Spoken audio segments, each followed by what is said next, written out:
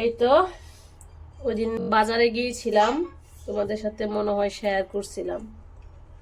বাজার থেকে চিংড়ি মাছ, ইলিশ মাছ, গরুর মাংস, মানে আমি যেগুলা যেগুলা খাই, তারপর পাঁচমিশালি, এগুলো নিয়ে আসছি। তো সব মাছই মোটামুটি কাটা হয়েছে, কিন্তু চিংড়ি মাছগুলো কাটি নাই, কারণ চিংড়ি মাছ তো সহজে পচে না। আমি ফ্রিজে রেখে দিয়েছিলাম যে পরে সময় করে কেটে নিব। তো এই যে কাটতেছি, কারণ চিংড়ি মাছটা আমার খুব পছন্দের। দেখো এটা নষ্ট হয়ে গেছে, কারণ চিংড়ি মাছ দিয়ে যে কিছু রান্না করলে খেতে ভালো লাগে, খাওয়া যায়। আর বড় মাছ আমার খেতে ইচ্ছে করে না, আমাদের ঘরে কেউ খেতে চায় না, বাচ্চা ছাড়া। আমাদের সাথে একটা গল্প শেয়ার করি মাছ কাটতে কাটতে। গল্পটা হচ্ছে, আমার প্রতিবেশী এক চাচি শাশুড়ি আমাকে এসে বলতেছে যে মানে জাদু টুনা করে এরকম কোনো কবিরাজ আছে কিনা। তো আমি বললাম, আমি অবাক হয়ে গেছি যে এটা কি বলে। তারপরে বললাম যে হঠাৎ এই কথা বলতেছেন, আমি বুঝতে পারলাম না কথাটা। উনি বলতেছে যে মানে তার মেয়ে নাকি কে দুঃসম্পর্কের কেউ হয়তো বললো যে এরকম খুব বিপদে আছে, তার গড়টা ভেঙে যাবে। এখন বলতেছে যে যদি এরকম জাদু জাদু করবা আর কি, কবিরাজ ভালো কবিরাজ থাকে তাহলে স্বামীরা জাদু করবে। আমি অবাক হয়ে গেছি যে এটা কি কি ধরনের কথা বলতেছে। তো আমি বললাম যে তো আমাকে বলতেছেন কেন, আমি বুঝতে পারতেছি না।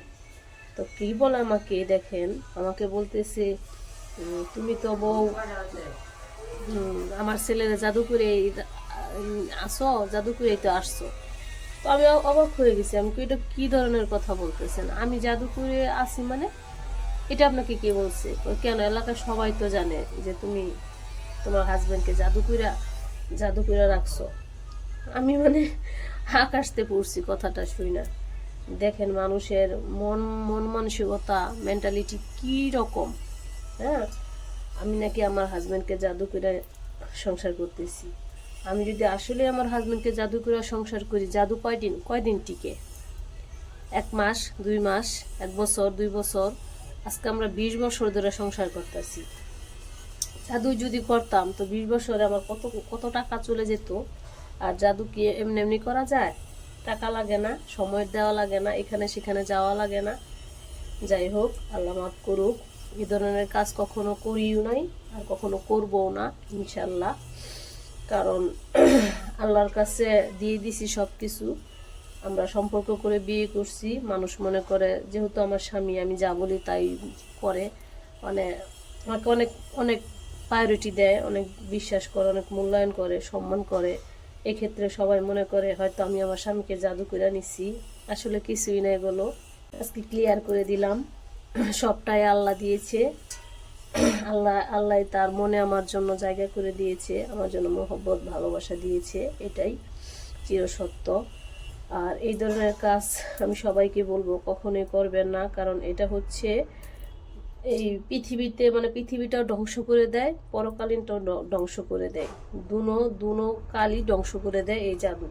কারণ যে লোক জাদু করে সে নাকি কাফের হয়ে যায়। আমি যতটুকু ছোট্ট ব্রেনে, ছোট্ট জ্ঞানে আমি যতটুকু জানি, আমি অতটুকুই তোমাদের সাথে শেয়ার করলাম। কাফের হয়ে যায়। যাই হোক, এই ধরনের কাজ কেউ যাতে না করে এটাই বলি।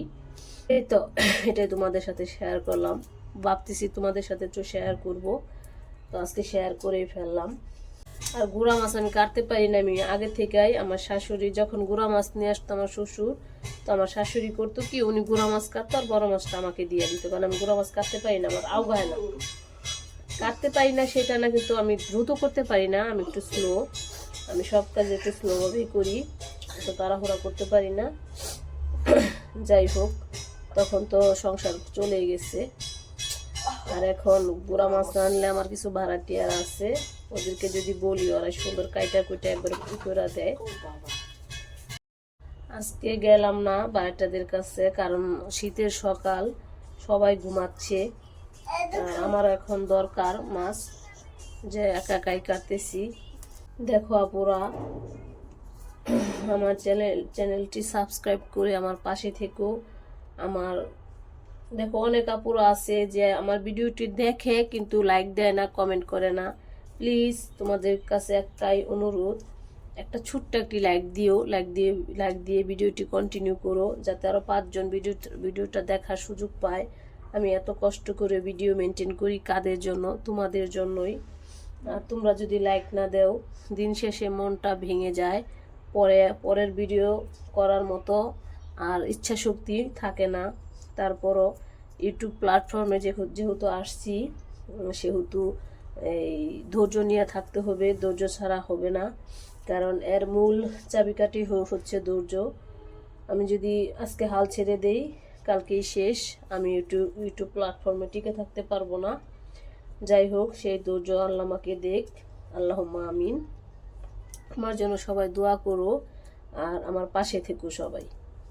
তোমরা পাশে থাকলে একদিন অনেক দূর পর্যন্ত যেতে পারবো, এটা আমি আশাবাদী, ইনশাল্লাহ।